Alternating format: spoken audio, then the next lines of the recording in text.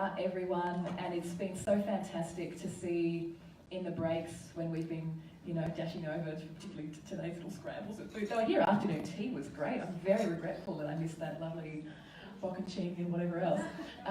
It has been so heartening to just hear so many important connections and conversations happening between everyone. We're a national organisation, which means that, you know, NAVA members are everywhere, and the difficulty of getting us all in the one place at the one time is just, you know, extreme.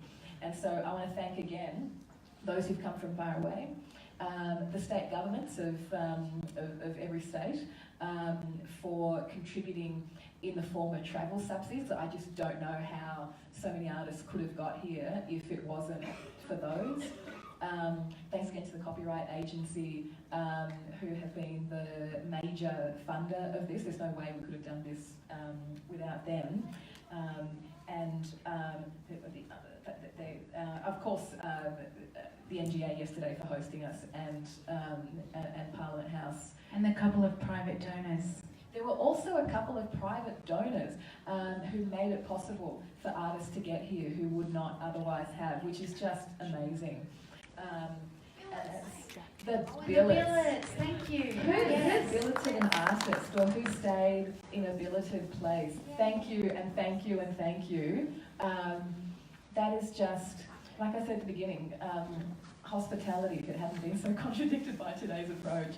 And I think this goes to the question of Dan and others around how we work the system and how do we kind of contradict it, and how do we overcome it. Since you mentioned that, Esther, I do want to mention that Parliament House do have feedback forms on their website. So that's very valuable information. I strongly recommend that we all fill in one of those and comment on the food, particularly for vegetarians, the access, lack of access, I should say, and not just for Daniel, but everybody trying to get in and out of here and even walk down the hallway has been so annoying. And the general, I guess, you know, approach of staff employed in security, when we are here, and particularly when artists are here, there should be a welcome, which is about the discussion, the contribution that we are making to big public conversations, and possibly that's just people briefing each other better within the organisation, but absolutely the feedback is going to be really, really super valuable. I want to thank Justine Van Moerik for taking us through what art means. Is Justine in the room? There she is. How did I miss that gorgeous big hair? Thank you to Justine. And I want to thank Justine again also for something that I wish we could all have done together, but she took me on a tour of the store when I was here last, and to see the work of artists across so many different media down there was just extraordinary. So much of what we wanted to do in these couple of days was to get a sense of the negotiating, you know, our next work, negotiating the partnerships and the commitments, the various relationships that make the code of practice the standard, so that we're going into negotiations, or, you know, before negotiation, we are fostering a contemporary art sector that's ambitious and fair. And we only got to have a bit of a conversation about the code, and Penelope took us through some key sections of it. And possibly people still have some more questions or things you'd like to raise about the code. Yeah, we'd like to throw it open to the floor. I know that lots of people were keen to talk about the code. So let's do that now. Great. Hello, Grace. I mean, Alex. Definitely not Grace. I could not live up to that. I just wanted to say it's been really interesting coming here to this, and I know a lot of people probably are quite as exhausted as I am. And I didn't know what to expect to come to this conference, but it seems really obvious to me that NAVA has a really big job ahead of it. And what's become really obvious is that the sector is really broad and not unified, and perhaps it doesn't have to be unified. And so the idea of a code of practice is going to be a very difficult thing for you guys to address. I think from our perspective, when I say our, I guess I'm talking about independent art spaces and REs.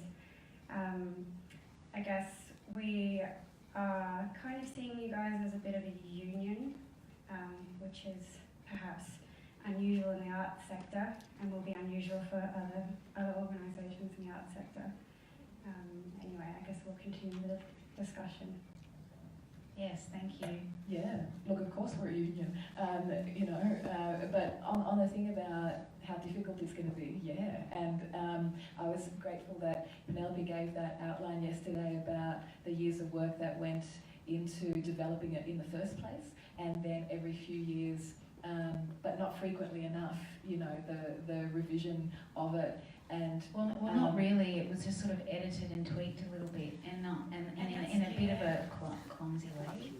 And that's why I want to do it properly. Like when we look at the list of academic, legal, arts, and other organisations, tax experts, obviously Indigenous leaders in terms of protocol, and others who worked on the original one.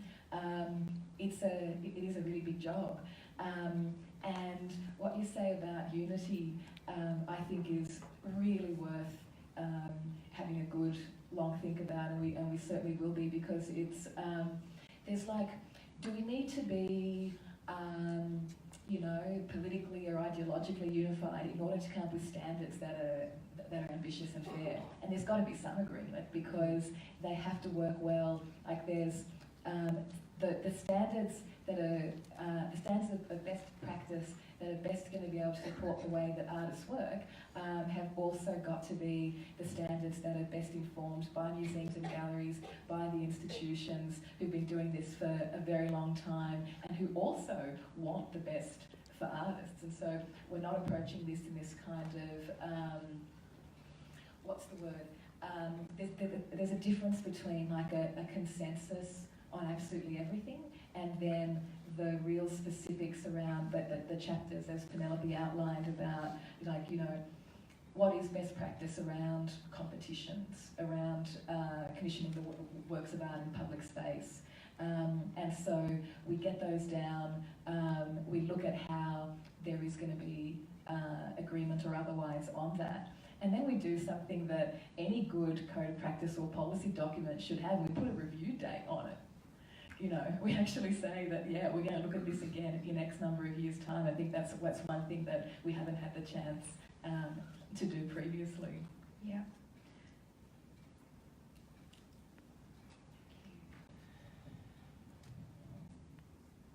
I guess I don't want to also imply that there is sameness, because I think we did all discuss among the REs that is really hard to address. But I guess I'm just thinking about, how you kind of, assessing that over time is a good kind of approach. In South Australia, Arts SA just brought in, with their grants, a kind of policy that says that any funded organisation or project needs to have a kind of anti-bullying, anti-sexual harassment policy within their organisation. But I think so far, it's very early days with that, but I'm not sure how they're going to be monitoring that, and whether that's monitored within those independent organisations, which can then choose what that means. And it seems like it's a bit opt-in or opt-out, like they've made a kind of workshop that people can attend, but it's not something that you have to attend. So I guess I was just thinking, in terms of more broadly across the sector, how you're working things like access and diverse boards and programming and gender and things like that shouldn't be negotiable, even if you're an artist run with limited capacity. Like, how do you still enforce those things, even though it is harder for us in particular ways? Surely there's a kind of attitudinal approach as well. And I guess I just feel like those things are always not treated as though they should come first.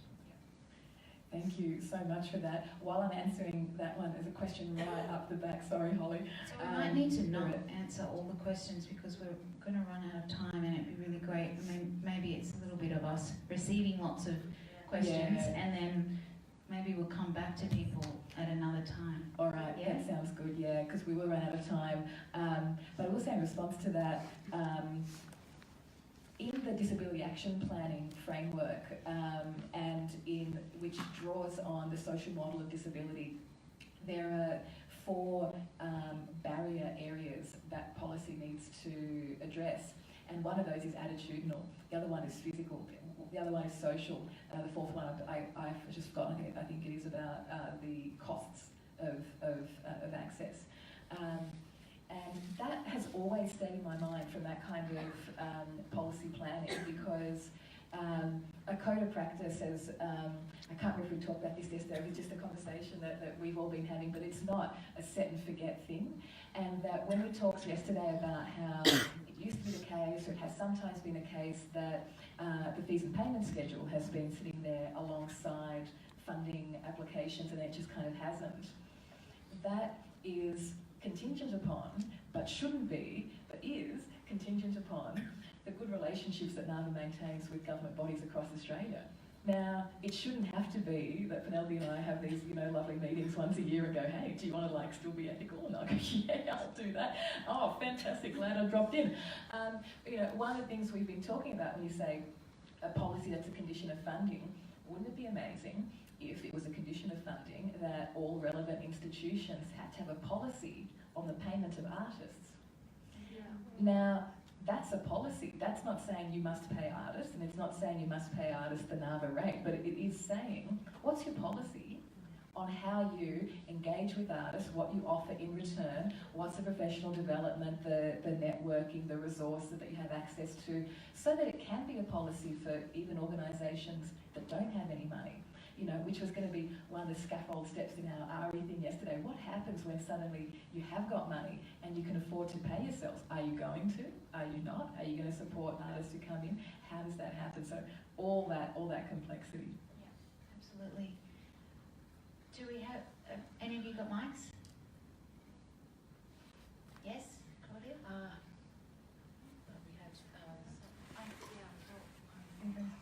got one. We'll come back. Great, bring it. Yep. I would like to ask what your thinking is about philanthropy and whether anything about philanthropy There is going to the code practice. Absolutely, we do have in our notes that there currently is no chapter on relationships with, where's my notes? Funding relationships with either funding bodies or philanthropists. So yes, we will be doing that. And then also from our point of view, we want to put together a Future Makers Fund that welcomes contributions from philanthropists who would support campaign work and to achieve that public visibility. All right. I've got one here and a microphone. Great. Hi, Esther and Penelope. I just wanted to ask you to make sure that you go and speak to the 80+ Aboriginal owned and governed art centres in Australia that are effectively ARIs. I know they've existed for decades and I know they employ staff and other things now, but they are Aboriginal owned and governed arts businesses that have done within their own organisations and with the peak bodies that represent them a lot of the work and a lot of the things that everybody's talking about here today. And they're really effective at doing that. So I think that if you can speak to them, they're all extremely generous 100%. and they can share a lot with everybody that's here. Great, thank you. Yeah, completely agree. We're so lucky to have Gabrielle and Marie and Serena and also Pam from ANCO. Hi again, Pam. To have had for it to be possible for you guys to be here has been great, and it's just the beginning. Hello, I'm Frances. Back in the mid-90s, I was the chair of the New South Wales State Management Committee of NAVA and on the board, and I understand that those state committees no longer exist. I'm now based in Tasmania, and my question is, how does NAVA intend to consult on this code of practice with artists in states that do not have representation on the NAVA board and that essentially have no collective direct line to communicate with NAVA? That is a very good question, and of course the board of NAVA, although there are members from many states, they are not the sole direct line. Boards, of course, have got to, govern for the whole organisation, and we have members all around Australia, including organisational members all around Australia. But our role has to be to promote and protect the interests of contemporary artists, visual artists, whether they are members or not. It has been fantastic because of the growth in our membership in the last little while, and something that NAVA's very grateful for, and I personally am very grateful for the support of members, because it means that those contributions to NAVA's ongoing operations mean that I can get around to every state and do that as regularly as possible. But the work around the code is going to be well structured, with some very clear opportunities that everyone will know about in each state, so that we're hearing from everyone. Because it couldn't work otherwise. We could not work otherwise. We do have one more person with a microphone, and then we'll open up a thing on the website for people to send us the comments. Is it on? Yeah, it is. Yeah. Thank you. My question is just with regard to public art, and I understand that's one of the huge new chapters. And I just wanted to ask, because it's an area that I specialise in, is temporary public art, and whether that's going to be part of it, just because my experience is that it's something that really does need a lot more, I guess, clarity for the people who are actually on the other side participate, not just for the artists, but for the people who are actually wanting to have a public art exhibition, because they're not necessarily arts people. And so one of the things that I do, and I rely really heavily on Mark Narber, I'm always ringing Holly up with questions, is that I rely on you guys to those standards to actually communicate them to non-arts people. So to have something tied around that Totally, is going to be so useful for people like myself. Yes, I'm not going to go into detail right now because we're out of time, but yes. So much, yes. We've got, as well as you, at least 2 other experts in exactly that field in this room, and many, many others who we'll be chatting with. Now, we are so almost out of time. We've really only got time for some thank yous. I want to say some thank yous, and then I just want to get a sense, maybe via shoutocracy or maybe not, about the key things for us to be advocating. I want to, with all my heart, thank Holly Morrison. My heart too. Laura Pike.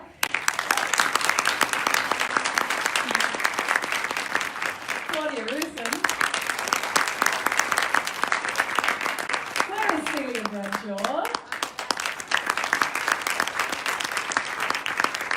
Penelope Benton. And Esther and the Toledos.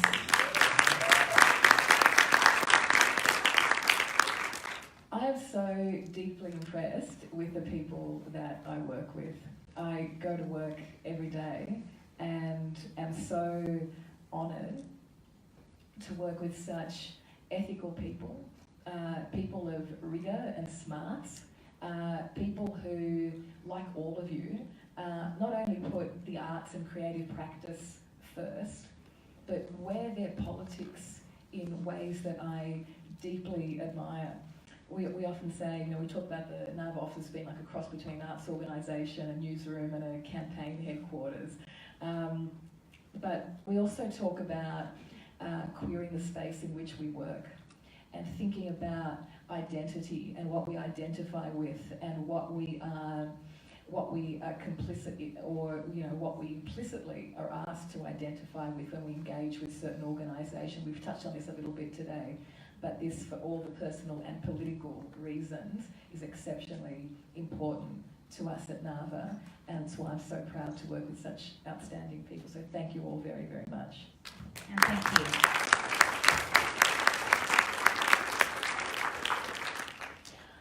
to thank all of you because we wanted to get together for all sorts of reasons, and we wanted to really for a lot of the reasons we were just talking about in this session, actually this previous one, mobilising, galvanising, the times we need to rely on each other because we're working on something that is difficult and challenging or that is deeply inspiring. The times then when we need to, because some kind of shitful emergency has happened, we need to mobilise fast. Or the times when we want to reset and recapture a national agenda that is for the arts. And there are going to be many of those times. Oh, I don't even know if I There are going to be really many of listened those to what you times.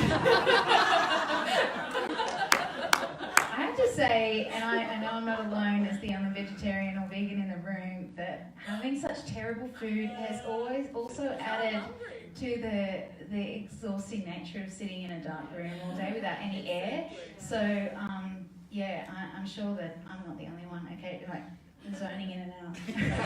All right, It's time of day. Shoutocracy, what do you need Nava to do? Yes.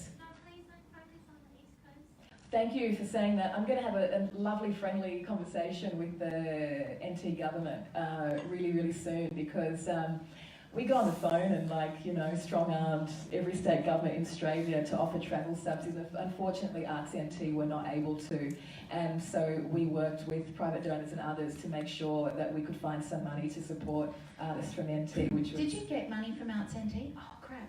Yeah. Exactly. This is very, very expensive, so big respect and thanks to you. Right, what more? Yes, just shout it out, Taz.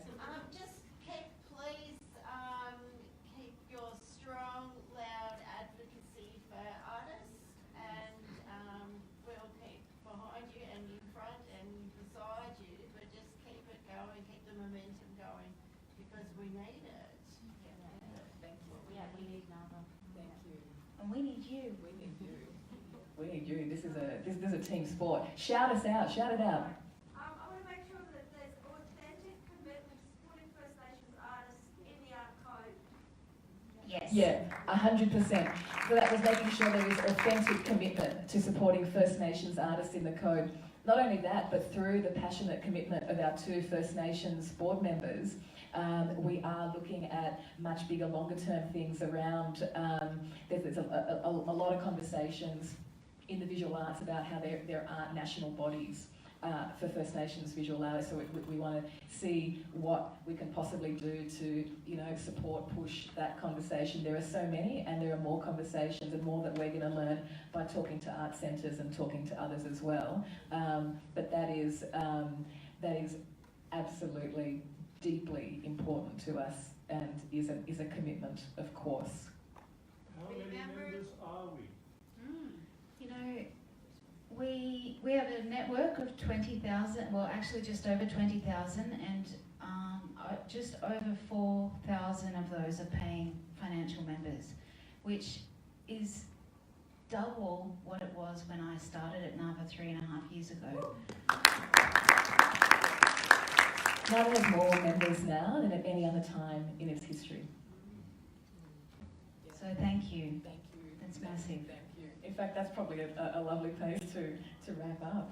Can I add one thing? Yes. Remember that next year is going to be a federal election year. Yes. And It is on my calendar. And that we need to also lobby opposition that may become the government.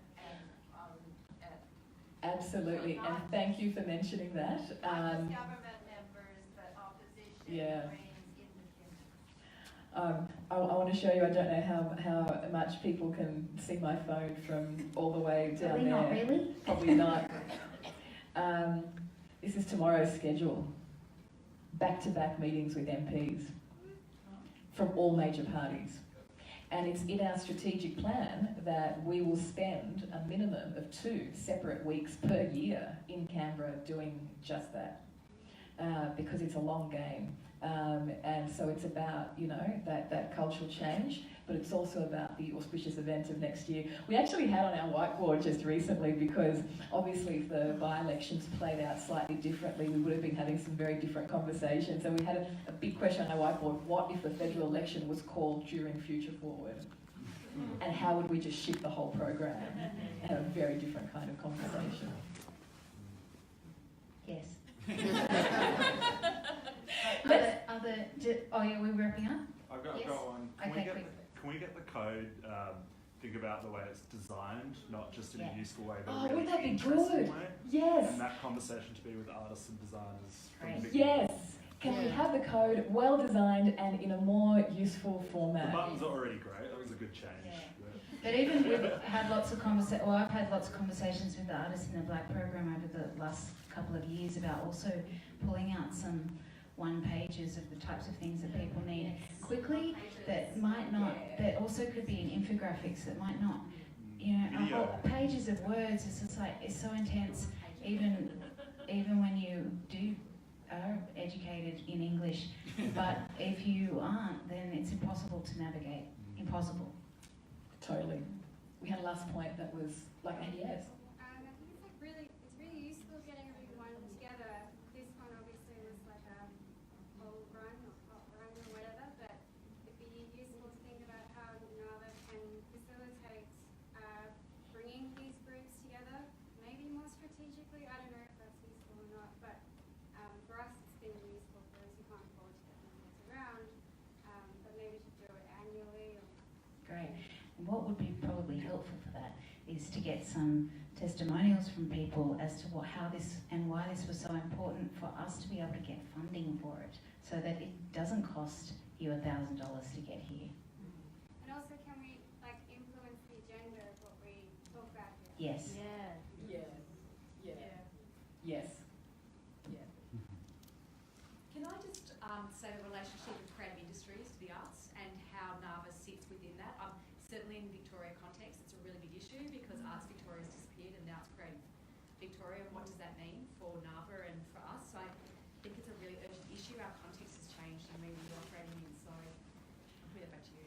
For those who didn't get to Linda's question, it's a really interesting one, is arts and, arts in our scope in the context of broader creative industries, because in Victoria, that's where the arts policy framework has gone. Interestingly, of course, there's a state election coming up this year. The opposition have no commitment to a creative industries framework, and it's going to be fascinating to see if they would foist that disruption on everyone of actually undoing that work. It's, it is going to be a very interesting time for Victoria. Yes. Anything else? Just think about who's not in the room. Yes. Yeah. Thank you. Yeah, thanks, Dan. We know I have not had a second to have a good look at the social media feed, but we wanted to live stream so that for those who weren't able to get here, weren't able to grab one of those subsidies, the entire program has been available online for free. And the streaming was, of course, sessions individually. And so if you're on the stream now, hi, thanks for persevering with us. You didn't have to go through the passes and the meals and so on. But you can view these back as well.